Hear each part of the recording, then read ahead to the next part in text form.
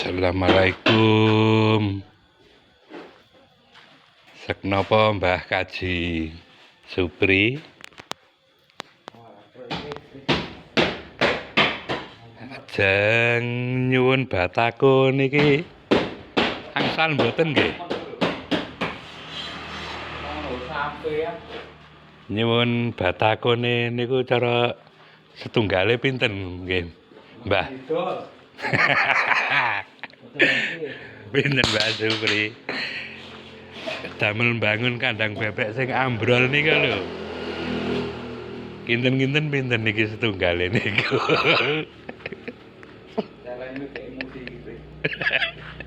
Ngopo kok emosi lho?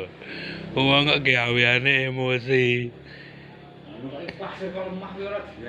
Tak omongi pasir ki to, Pri.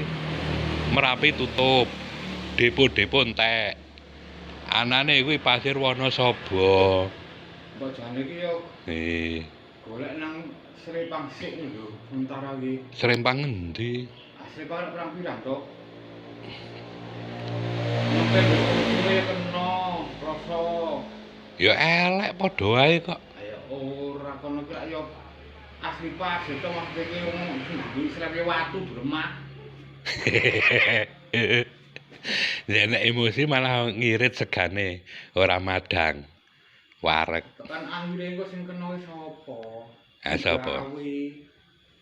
Ya ora apa-apa syukuri rejeki diseneni juragane ngono. Ora ngono nek ana semprot iki. Sing besok-besok sing gawe kaya ngenani. Ya toko didol protolan kok. Asu kok. Protolan ditugdol murah. Bang tak protes mau tak berani. Apa? Oh. Apa saya tak gawake truk gawa didol ae? Ngawur. Kowe tok keruk didol awet. Ora iki tak gawake truk ya. Engko didol wong loro. Iya nak iki.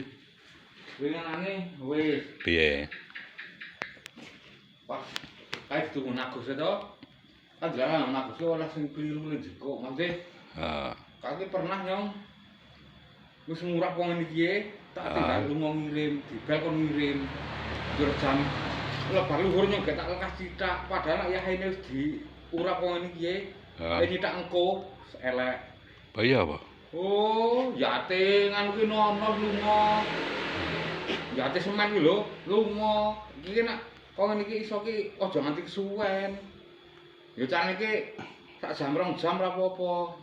Ya teko digawe alon-alon wong ora nggih sinoman kok. Santai, to? Ora sinoman ki yo. Apa ora? Podahe bensin iki njaluk sapa? Nyong isih loro. Angko tak janan siji. Wow. Mau tak WA Bang Pak. Tak WA ki rung buka. Kayak agar ana motor truk ngliwat mesti nglirik pasire.